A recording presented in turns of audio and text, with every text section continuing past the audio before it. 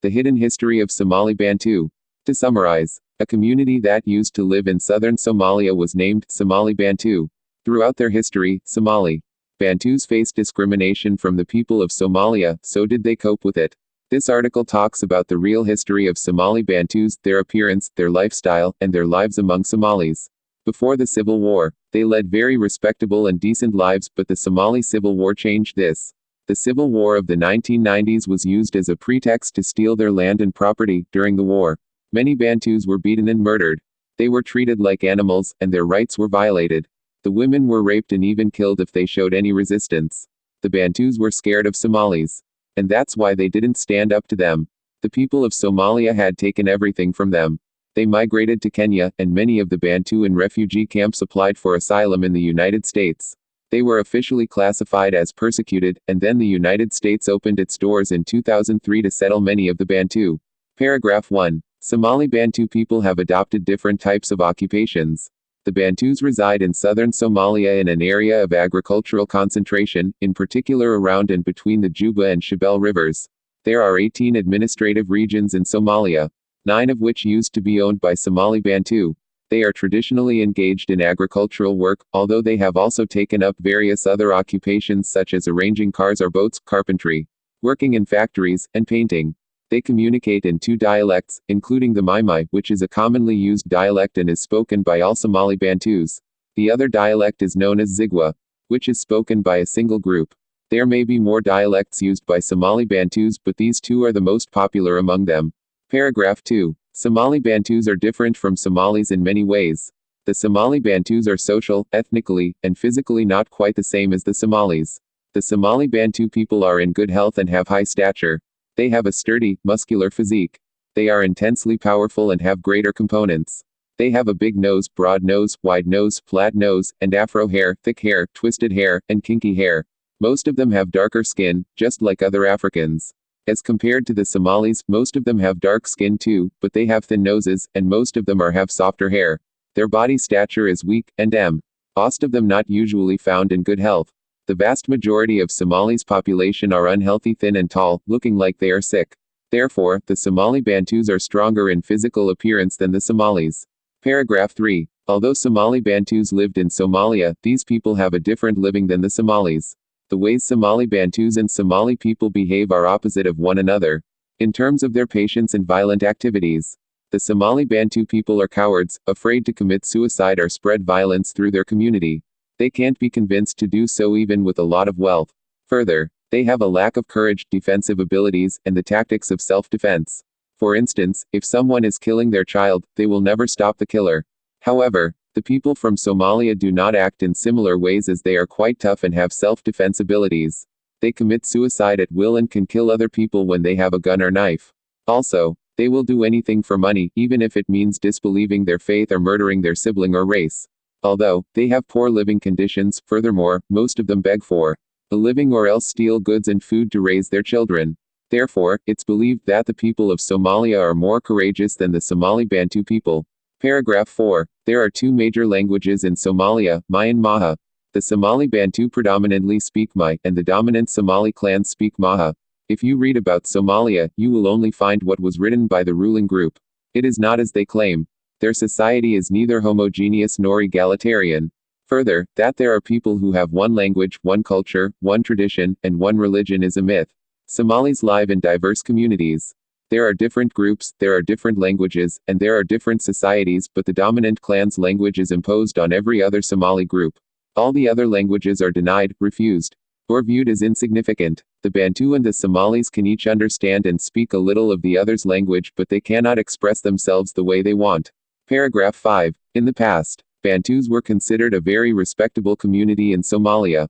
Some Somalis used to work for the Bantus, and others showed up at their houses to beg, but when the Civil War broke out, the Bantus became defenseless and were deprived of their property by the Somali armed forces. After the Civil War, the Bantus were evicted from their homes. After Somalis had stolen everything from the Bantu, they had no choice but to work for them to earn a living. Therefore, it is said that the Civil War entirely changed the social standing Somali Bantus. Paragraph 6. So, Mali Bantus faced many forms of discrimination in Somalia. President Siad Barre and all other Somalian presidents have marginalized Bantus. They rejected them and refused to enforce their rights, seeing them as an insignificant minority. According to them, Bantus are not Somalis or Muslim, so they should be deprived of their wealth, even though they know that all Bantus are Muslims and Somalia is their homeland too. Before the civil war began in Somalia, President Siad Barre used to take the wealth of Somali Bantu by force and separate it according to a 2:1 ratio, dividing the stolen wealth among his people because most of them were destitute and the government lacked the funds to feed them. Somalis have never wanted Somali Bantus to own anything in Somalia, and that's why they always demonstrated harsh behaviors towards Somali Bantus. Therefore, the people of Somalia violated the basic or fundamental human rights of Somali Bantus. Paragraph 7. The purpose of the civil war in Somalia was to rob the Somali Bantu land and replace other Somalis. President Siad Barre and his general, Farah Aidid, had an argument over who was going to take the Somali Bantu land, and they had a big war with each other. The one thing they had in common was the desire to remove the Somali Bantus property. But the problem was that each tribe wanted to rule itself after they took the land. They started a war against each other, the Somalis robbing, raping, torturing, and killing one another so much as in tribalism. Every time a tribe was defeated, they would show up at Bantu houses and steal the Bantus wealth to fight back against their enemy. Somalis have been such an awful jealousy, hatefulness, and arrogance toward the Bantus since Nasib Buendo died, it's like a disease spreading inside their hearts. It is impossible to cure. And it will never be possible until the day of judgment, just like the jealousy and the hatefulness that the devil has towards the father of humankind and his children. Paragraph 8. The people of Somalia always wanted to steal belongings of the Somali Bantus. Sometimes, a group of Somalis arms come to the Bantus area for stealing, while the Bantus are praying, and they stopped them from praying. And they told them to get up and look around you. Do you see God? This gun is your God. It can kill you, and it can save your life, so obey the gun, and bring everything you have. The Somalis' arms used to force the Bantu people to carry the weight of the stolen items, sometimes the things weighed over 50 pounds. The Bantu people feared Somalis, who made them lift the stolen goods. Often, some of them tried to fight back against the destructive forces, but the majority tried not to fight back. The reason was the fear of the assailants, who would come back to kill the people if they showed resistance. The Somali Bantus were so scared of Somalis that they did not resist their cruelty. Paragraph 9. The families of Somali Bantu went through the worst maltreatment in the history of humankind. Most of the Somali imams and the ignorant among them used to show up at the Bantu houses in different groups again and again. Day and night they gang raped the Bantu women in front of their families. Sometimes, when they got tired of abusing the Bantu women, they would shoot at their private parts with a gun and watch them die from the torment. After the torment, the Bantus would just bury their dead and remain silent as if a disaster killed their people.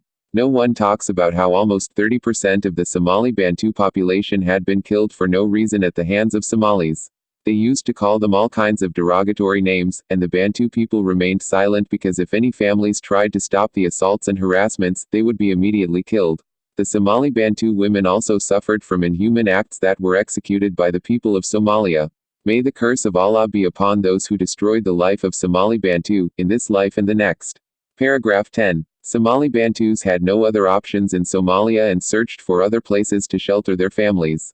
A large number of Somali Bantus fled from their properties and homes without knowing where they would be going. The Bantus traveled between 2 and 4 weeks to reach the Kenyan border. Some of the Bantus did not survive, as they were killed by hyenas, lions, and other animals. As they made a beeline for the Kenyan border, they consumed tree leaves and waited for rain to drink and cook. Many of them remained alive by cooking with and drinking muddy and diseased water. Numerous maladies, similar to paleness, spread all over Somalia, where there was a quota for Bantus in the Kenyan healing centers. Many Somali Bantus succeeded in reaching Kenya, but they faced many hardships during this journey. Paragraph 11. The Somali Bantus were still treated horribly, even in the United Nations camps. In 1991, a significant portion of the Somali Bantus and other Somalis followed them into the UNHCR refugee camps. The story of the Somali Bantus and the Somalis is similar to the story of Prophet Adam and the devil. For example, the only reason the evil followed Prophet Adam was to ruin his life. And the same applies to the Somalis. Or compare their situation to the story of Prophet Musa and his people, when the Pharaoh and his army followed them to the Nile River, just to destroy their life. However, they were isolated into 3 distinct outcast camps. Expecting to discover security in the exile camps, the Bantus settled down, yet after living for just a few years in those camps, They encountered issues comparable to those they had faced in Somalia, including rape, assault, and stolen whatever they had. This usually happened when Bantu women went to the woods to gather logs for fuel. The Bantu faced many security issues in the United Nations camps. Paragraph 12. Indeed, the physical attacks on Somali Bantus did not stop when they left Somalia. In 1997, the Bantu chieftains, one from each of the 3 primary refugee camps, asked for the UNHCR to extradite them to a new place like Mozambique or Malawi or resettle them to a more secure location, but the UNHCR authorities from the 3 camps rejected the request. After the dismissal, Somali Bantu leaders sent a memo to Australian and authority also repudiated. The Bantus then contacted U.S. authorities in 1998, and their demands were satisfied. In 1999, the United States government consented to resettle around 12,000 Somali Bantus in the United States. Different authorities of the world were contacted by the Somali Bantus to offer them help. Paragraph 13. The U.S. government agreed to give shelter to many of the Bantus. Most Somalis in the refugee camps never thought that Somali Bantu people would ever resettle in the United States. When the Somalis heard the news, they regretted their mistakes, and they implored the Bantu to receive their money and marry their daughters on the condition that they take them to the United States with them. However, the Bantu rejected their offers, and Somalis wished they were Bantu on that day. They cursed themselves for their behavior toward the Bantu. Paragraph 14. When the resettlement had started, the safety of the Bantu in the evacuated camps jeopardized because Somalis had become jealous again and threatened to set off bombs on the streets. The Internatio NAL Organization for Migration, IOM, chose to move Bantus to other camps in Kenya that were safer. In 2000, they moved to a new camp called Kakuma, where the Bantu stayed for 3 years before they flew to the U.S. Around 12,000 Somali Bantu families currently reside in the U.S. and live a lifestyle their ancestors had never dreamed. Paragraph 15. Somalis usually make up stories about the Bantu to convince their children their behavior was justified. When the Somali government found out that Somali Bantu people went to America, they feared that they might come back for their land. Therefore, they created fiction stories, books, and articles after stealing everything Somali Bantu own in Somalia, saying that Somali Bantu people are not native to the land. 200 years ago, Arab traffickers took all Bantu people out of their homes in Mozambique, Malawi, and Tanzania to make them slaves for the Somalis. They are teaching their children this fairy tale, and the children of the few Somali Bantu left in the country. And they are also posting all over on the internet on sites like Google and Wikipedia. The question is, if the Somali Bantu people are not native to the land, why are they residing in the agricultural area of the country? And, if the Somali people are the only natives of the land, why are they living in a barren part of the country? The Somalis don't want to tell the truth, because they are too arrogant to admit it. Paragraph 16. Many Somalis travel to Egypt and Libya to get to America. Their plan is to make money so that they can build on the land they have stolen from Somali Bantus. But they face the same struggles they made the Bantus go through. The Egyptians kill their women and children and remove their organs and sell them. Libyan people enslave them. They torture men and rape women in front of their families. If they try to stop the assaults, they are killed. They have never succeeded with their plans, as they ruined the Somali Bantus' lives and destroyed their dignity for no reason. They have never been well respected, wherever they go, and they end up living with grief, loneliness, sadness, hopelessness, misery, torture, and death. Also, there is a great punishment waiting for them on the day of judgment. The reason for this is because they were damned by the mercy of Allah, just like the devil. God is punishing them in Egypt, Libya, and all over the world because of their evil actions toward the Bantus. Paragraph 17. Somalis refuse to recognize themselves as Africans. The Somalis discriminate against every African with a big or flat nose or twisted or thick hair. They call them slaves. They deny their African origin. They want to be Arab, but the Arabs have rejected them. Whenever they visit any of the Arab countries, Somali people are mistreated and looked down on. They get the same treatment that other Africans are getting in the Arab countries, sometimes even worse, like slaves. The only time they are accepted as Africans, he or she may instantly turn around from Arab to African if he or she encountered discrimination of identity denial from the group they were claiming. Isn't it better for them to be accepted as Africans rather than begging the Arabs to assert their identity? If Somalis agreed to African recognition for themselves, they wouldn't suffer this much.